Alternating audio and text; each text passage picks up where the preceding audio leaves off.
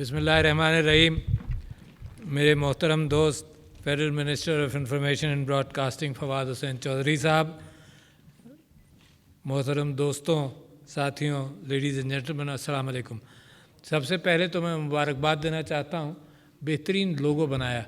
अच्छा, लोगों के हवाले से हमेशा से मैं बड़ा शौकीन रहा हूँ कि एडवर्टाइजमेंट कितने खूबसूरत अंदाज से लोग करते हैं, तो उसी सफ़े के अंदर मैं इसको क्रेडिट देता हूँ जिन लोगों ने इस पर मेहनत की और बेहतरीन बड़ा खूबसूरत बामकसद लोगो तैयार किया। अच्छा, लोगो एक सिंबल हर चीज़ पर लगता है और याद दिलाता है कि ये किस सिलसिले की कड़ी है। तो ministry of information and broadcasting में फवाद चौधरी साहब को तो ये कहता हूँ, जिस मिनिस्ट्री में भी आप लगा दें तो ये 4 चांद लगाते हैं उस मिनिस्ट्री को। कोई सी भी, मैं सोच रहा था कि सबसे डल मिनिस्ट्री कौन होगी जो चल नहीं रही है, कौन सी होगी, उसमें भी इनको भेज दिया जाए। तो बहुत शुक्रिया फवाद साहब। मैं आपको याद होगा कुछ दिन पहले फवाद साहब के साथ हम यही डिस्कस कर रहे थे कि ये 75 साल बड़े अहम है। इस वजह से अहम है फवाद साहब कि ये जो पाकिस्तान जिस अंदाज से और जहाँ से गुज़रता हुआ आया है, इसमें लोग बड़े डिप्रेशंस का शिकार भी रहे हैं और सवालिया निशान पाकिस्तान के ऊपर हमेशा बहुत अरसा लगा रहा। मगर ये चंद सालों के अंदर मुझे ऐसा लगता है कि पाकिस्तान के एक तो सबसे पहले 2 कौमी नज़रिए के ऊपर हिंदुस्तान ने साबित कर दिया इस बात को अपनी हरकत से, अपनी सियासत से, और वो कोशिश कर रहा था मगर वो उरूज पर आने लगा है अपनी नफ़रतों के हवाले से मुसलमानों के ख़िलाफ़। ये खुशवंत सिंह साहब ने एंड ऑफ इंडिया जब लिखा था 2005 के अंदर, मामलात उससे कहीं ज़्यादा ख़राब हो गए। क्यों मैं इस वजह से इस पर ज़्यादा गौर करता हूँ कि क्योंकि मेरा कुछ ख़ानदान हिंदुस्तान में रह गया, और जब भी मैं हिंदुस्तान जाता था तो वो लोग कहते थे, जो कुछ मुसलमान मेरे ख़ानदान के कांग्रेस में भी गए, वो ये कहते थे कि पाकिस्तान सही नहीं बना। फिर अबुल कलाम आज़ाद की तकरीर में सुनता था जो 50s में उन्होंने की थी कि ये बड़ी ज़्यादती हुई मुसलमानों के साथ कि पाकिस्तान बन गया। और आज लगता ये है कि बिल्कुल सही जो कायदे आज़म ने देखा और अल्लामा इकबाल ने देखा 1920 से लेकर 1930 की दहाई के अंदर, जब ये सब लोगों ने उम्मीद हार दी कि एक यूनाइटेड इंडिया होगा और 2 कौमी नज़रिया लोगों के सामने रखा, तो ये 2 कौमी नज़रिया लोगों को, अपनी नई जनरेशन्स को बताना बहुत ज़रूरी है।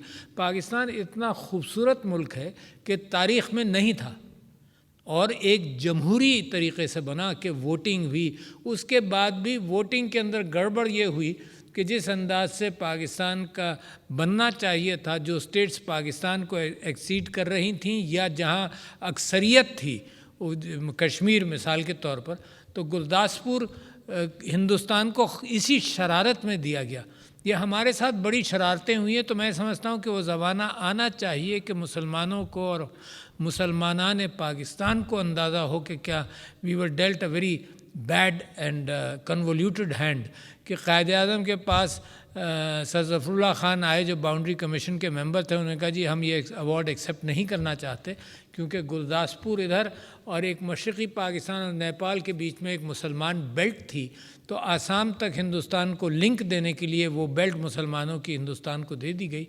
तो हमारे साथ तो बड़े प्लान्ड तरीक़े से ये काम किया गया, क्योंकि ख़्याल ये था लोगों को कि पाकिस्तान बाकी रह ही नहीं सकता। और जब ज़फ़रुल्लाह ख़ान साहब कायदे आज़म के पास पहुँचे तो कायदे आज़म ने कहा कि no, you will not resign, I want Pakistan at any cost. और उन्होंने कहा कि अगर इस वक्त मैं पाकिस्तान को कबूल नहीं करूँगा तो ये बनने भी नहीं देंगे। तो मैं ये समझता हूँ कि ये तारीख़ी वाक़यात बेइंतहा हैं, पूरे लाखों सफ़हात इस पर मौजूद होंगे। और फवाद साहब ने मेरे मशवरे के बाद हम जो मशवरा किया, तो अब इस बात का एहतमाम करेंगे कि बहुत सारे वाक़यात लोगों को पता ही नहीं है। बहुत सारी मैं ये रिकमेंड करूँगा कि एक बड़ा अच्छा म्यूज़ियम है मीनार पाकिस्तान के साथ, वहाँ ऑडियो रिकॉर्डिंग्स भी उन लोगों की हैं जो पाकिस्तान बनते वक्त जिन्होंने देखा था कि क्या हुआ। तो कुर्बानियाँ पाकिस्तान के बनते बनते पर 1857 से قربانی. 1857 کی جو جنگ آزادی تھی تو لوگ لکھتے ہیں کہ ہزاروں لوگ مارے گئے، یعنی کم سے کم دہلی شہر کے اندر 10,000 سے زیادہ لوگوں کو شہید کیا گیا. اور لوگ کہتے ہی ہیں کہ شہر کے اندر گوشت کی بدبو تھی. تو کسی نے کسی سے پوچھا کہ گوشت کی بدبو اور خون کی بدبو کیسی ہوتی ہے؟ تو وہاں اس زمانے کے لوگوں نے کہا کہ ایسی ہوتی ہے جیسے قصائی کی دکان پر بدبو آتی ہے. اور یہ ہفتوں گلیوں میں، دہلی کی گلیوں میں وہ بدبو رہی. لوگ نکل کر صاف نہیں کر پاتے تھے، لاشوں کو اٹھا نہیں پاتے تھے، کیونکہ جو نکلے گا وہ مارا جائے گا. اس انداز سے قربانیاں شروع ہوئیں اور اتنا سہم گیا تھا مسلمان اس کے بعد، خاص طور پر کیونکہ جو سامراج آیا اس نے دیکھا کہ مسلمان کو دبانا چاہیے، کیونکہ ان کی سلطنت تھی. تو سارا دباؤ مسلمان کو دبانے پر. تو پاکستان کی تاریخ جو ہے سر سید احمد خان صاحب سے بھی لکھی جاتی ہے کہ علم کے حوالے سے انہوں نے دستک دی مسلمان گھروں کے اندر کہ علم حاصل کرو. پھر انہوں نے کہا کہ نان پولیٹیکل ہو جاؤ. گھبرا کر مسلمان نان پولیٹیکل ہوا اس زمانے میں. پھر ان کو خود ہی خیال آیا کہ نان پولیٹیکل ہو جائیں گے تو حقوق سارے مارے جائیں گے. تو انہوں نے محمدن رائٹس ایسوسیشن بنائی شاید سن 1900 کے اندر یا 1899 میں، جو پھر مسلم لیگ بنی 1906 کے اندر. تو اس زمانے کے اندر لوگ ایک یونائٹڈ انڈیا، انڈیپینڈنٹ انڈیا کی بات کرتے تھے.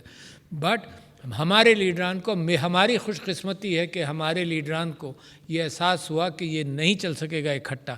پھر جب پاکستان بن گیا تو اس کے بعد کی بھی قربانیاں فواد صاحب جو ہیں وہ لوگوں کو اجاگر کرنی پڑیں گی اور بار بار بتانی پڑیں گی کہ دیکھو اس کے لیے اس موجودہ modern Islamic republic of Pakistan کے لیے لوگ کتنی قربانیاں دے بھی رہے ہیں، اور دنیا کو بڑی سخت ضرورت ہے. کیونکہ اس وقت دنیا میں مورالٹی کا انسٹیٹیوشن کوئی نہیں ہے. سب جگہوں پر ہم نے اقوام متحدہ کی دہلیز پر کشمیر کا مقدمہ رکھ دیا اس امید پر کہ وہاں پر ہمیں حق اور انصاف ملے گا. مگر حق اور انصاف بھی یہ بات طے ہو گئی تھی. اب مجھے بار بار خیال آتا ہے کہ یہ بات طے ہو گئی تھی کہ ہیومن وار سی چلتی رہے اور اصل مسئلے کو حل نہیں کیا جائے. خیر، یہ ہماری جستجو رہے گی، ہماری جد و جہد رہے گی کہ پاکستان مکمل کس طرح سے ہوگا. اس وقت نامکمل. مگر ایک بہت بڑی بات ہے جو 75 سال کے اندر آپ بات کر سکتے ہیں کہ اب پاکستان جس صحیح راستے پر ہے اس کا بھی لوگوں کو پتہ چلنا چاہیے، لوگوں کو کانفیڈنس ملنا چاہیے. اور آپ تو پاکستان ٹیلی ویژن کا اہتمام اور پاکستان ریڈیو براڈ کاسٹنگ کا اہتمام کرتے ہیں.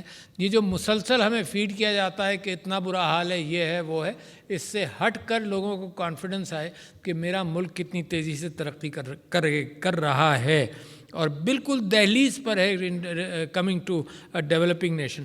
میں آپ سے ایک اور گزارش کرتا ہوں کہ کیونکہ آپ کابینہ کے ممبر ہیں تو کابینہ کے اندر بھی اس بات کو رکھا جائے کہ منسٹری آف ایجوکیشن وہ بھی اپنے پروگرام، سکولز، کالجز جہاں ہماری پود بڑھ رہی ہے، جن کو ہمارے اوپر، اپنے ملک کے اوپر صرف محبت ہی نہیں بلکہ کانفیڈنس ہو اور ایمان ہو کہ بھائی we are a developing nation and we will become a developed nation very quickly. تو ڈاکیومنٹریز بنیں، کمپٹیشنز ہوں، بحث ہو، ڈیبیٹ ہو. تو پورا سال میں سمجھتا ہوں کہ تجدید عہد کا، پورا سال اس بات کا کہ میرا ایمان، یقین اور ایمان اور تنظیم اور یہ سب مستحکم ہوتے جائیں کہ یہ پاکستان جو ہے یہ تا قیامت رہے گا. اور یہ ہمارا اساس ہے، ہمارا ٹوٹل اثاثہ ہے.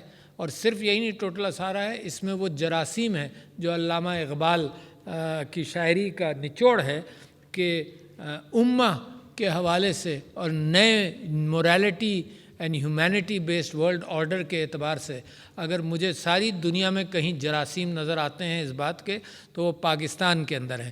مستحکم معیشت کی طرف ہم جا رہے ہیں اور یہ مستحکم معیشت کے بعد آپ یہ دنیا کے آگے جب بات کریں گے تو دنیا سنے گی.